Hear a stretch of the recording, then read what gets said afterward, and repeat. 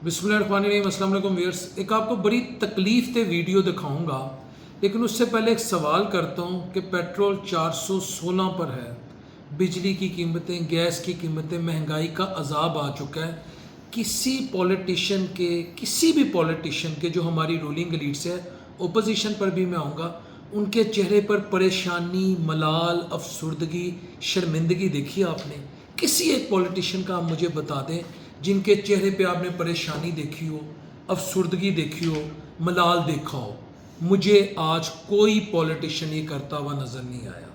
लेकिन एहसन इकबाल साहब, जो वो एक यहूदी एजेंट आया था, उसके दौर में कहते थे कि इसने IMF बेच दिया, स्टेट बैंक गिरवी रखवा दिया, इसने पाकिस्तान का बेड़ा गर्क कर दिया।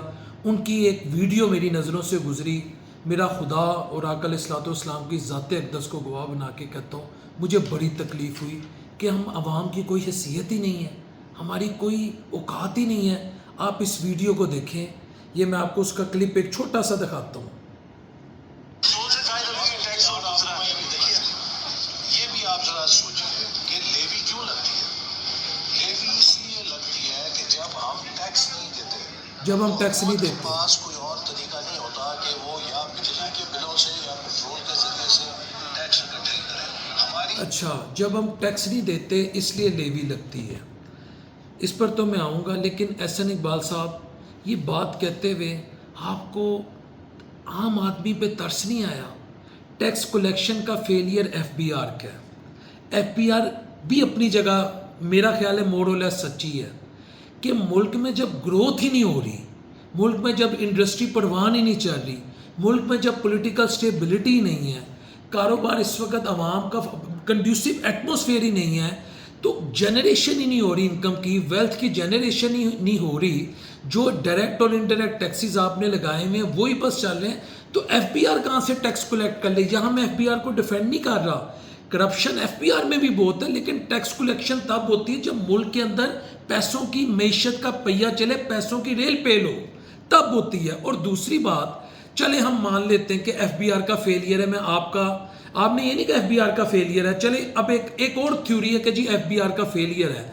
अगर FBR का फेलियर है तो उसका बदला आपने यतीमों से, मस्कीनों से, बेवाओं से, वो जो रिटायर्ड ऑफिसर हैं उनसे, जिनकी 4 जवान बेटी है, जिसकी 3 जवान बहनें हैं, वो 1500-1000 रुपया दिहाड़ी लेता है, उससे लेना है। यानी 45% लोग गुर्बत की लकीर से नीचे ज़िंदगी गुजारे, उनसे बदला लेना है। उनके यहाँ पर उनके गले के नीचे अंगूठा या घुटना रख कर हमने जो इस वक्त पेट्रोल, डीजल या बिजली और गैस की कीमतों में टैक्सेस की भरमार कर दी है। हमारे पास इनकम जनरेशन के सिर्फ ये ज़राए रह गए हैं।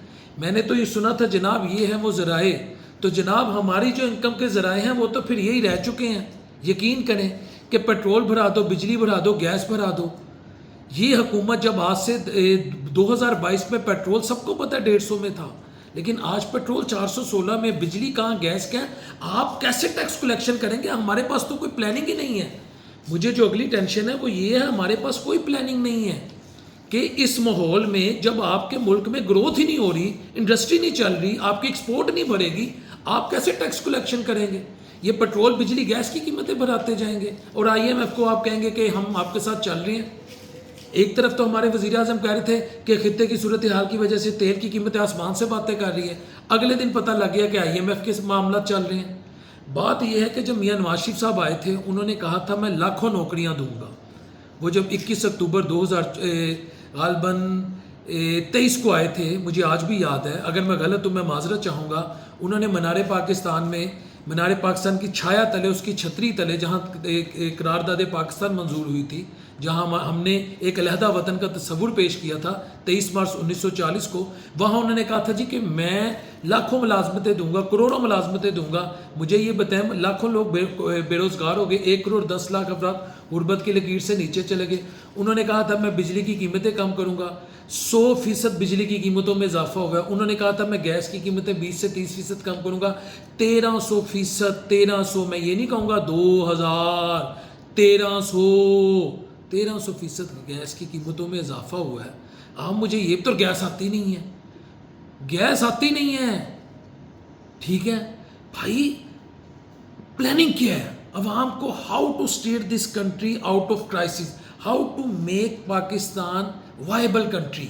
اللہ نے اگر ہمیں سیکیورٹی کے محاذ پہ ترقی دی ہے, عزت دی ہے, دنیا میں ہم ملیٹریلی تگڑے ہوئے ہیں, تو یہ سویلین گورنمنٹ کس طر پہ ہے؟ میرے ان سے سوال ہے, یہ عام آدمی کو کیوں مایوس کر رہے ہیں؟ یقین کریں اس وقت جو ہمارے سیاستدانوں کے حالات ہیں, میں آپ کو حقیقت بتا رہا ہوں, انہوں نے سیاستدانوں کو ارریلیونٹ کر دی ہے. ان کے پاس پلان ہی نہیں ہے عوام کو ریلیف دینے کا. عوام کے لیے کیا کریں گے یہ؟ اور دوسری طرف پی ٹی آئی, میرا آج اپنے جو پی ٹی آئی کے دوست ہیں, نون لیگ والے بھی میرے دوست ہیں, بھائی ہیں, پی ٹی آئی والے بھی ہمارے دوست ہیں, بھائی ہیں, تمام لوگ ہمارے بھائی ہیں, سب پاکستانی. سیاست میں اختلافات اپنی جگہ. مجھے آپ یہ بتائیں پی ٹی آئی کہاں ہے؟ کہاں ہے راجہ ناصر عباس صاحب؟ کہاں ہے سلمان اکرم راجہ صاحب؟ کہاں ہے محمود خان اچکزئی صاحب؟ کہاں ہے بیرسٹر گوہر صاحب؟ وہ آج پانڈی رکشے والے مزدور وہ میرے پروگرام میں آ کے بول دیتے ہیں کہ غریب کی بس ہو گئی, غریب کی چیخیں نکل گئی. پی ٹی آئی ٹھیک ہے جی, کہتی ہیں ہمیں خان کو لے کے احتجاج نہیں کرنے دیا جاتا, ہمیں ڈیالہ نہیں جانے دیا جاتا.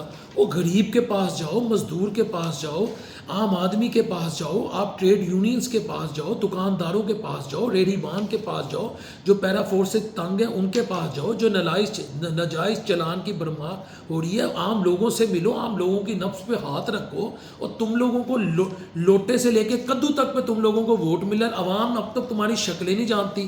30 کروڑ روپیہ ایک ایم پی اور 1 کروڑ روپیہ ایم این اے لیتا ہے فنڈ کے نام پر. تم لوگوں کو پتہ ہی نہیں ہے. اس سے زیادہ فرینڈلی اپوزیشن میں نے دیکھی نہیں پاکستان کی تاریخ میں, خدا کی قسم اس سے زیادہ فرینڈلی اپوزیشن نہیں ہے. خان میں ذاتی طور پہ سمجھتا ہوں کہ عمران خان کا سب سے بڑا جو دشمن ہے اس وقت, سب سے بڑی جو دشمن جماعت ہے وہ پی ٹی آئی اس کی اپنی ہے. اس کی بہنیں صحیح کلپتی ہیں کہ تم لوگوں نے خان کو بیچا ہے, خان کا سودا کیا ہے. میں اپنے حکمرانوں سے پوچھتا ہوں, ویئرس میں آج آپ سے ایک سوال کرتا ہوں, آپ نے میں یقین کریں میرا دل کرتا ہے میں بار بار یہ سوال کروں, ایک سیاستدان مجھے بتا دے, ایک اپوزیشن کا لیڈر مجھے بتا دے جو موجودہ صورتحال کی وجہ سے اس کے چہرے پر پریشانی, ملال, شرمندگی ہو کہ we have failed to deliver to the people of Pakistan. وہ ٹیکس لگا دو, وہ یہ پالیسی ہے تمہاری. پھر تو گامے تندور والے کو وزیر اعظم بٹھا دو, وہ بھی ٹیکس لگا کے نظام چلا لے گا. 35 ٹریلین کو کہاں پہ قرضہ لے گئے آپ لوگ؟ قرضے لے کے ملک چلانا. پھر آپ لوگوں کی ایکسپرٹیز کدھر ہے؟ آپ لوگوں کی کامیابیاں کدھر ہیں؟ آپ لوگوں کا ماضی کا ٹریک ریکارڈ کدھر ہے؟ پرسوں کہہ رہے تھے جی, کل خبر چلی جی میاں نواز شریف صاحب نے وہ نوٹس لے لیا. کس بات کا نوٹس لیا؟ کہ غریب اس وقت نفسیاتی مریض بن چکا ہوا ہے. ان کے سب ٹویٹس, ان کی سب ویڈیوز اس وقت سوشل میڈیا پہ وائرل ہیں. حمزہ صاحب کہتے تھے اللہ تعالیٰ کو کیا جواب دو گے؟ حمزہ صاحب میں آج آپ سے پوچھتا ہوں, آپ کی میں بات مان لیں تو آپ نے اس وقت گڈ جیسچر میں اچھی نیت سے کہا, ہم اور آپ لوگ بلکہ حکمران اس وقت اللہ کو کیا جواب دیں گے؟ جو بولتا ہے اس کا سافٹ ویئر اپڈیٹ کر دیتے ہیں, بھوکا بھی رکھتے ہیں, تنگ بھی کرتے ہیں. یہ کس طرف چلے گئے ہم لوگ بھائی؟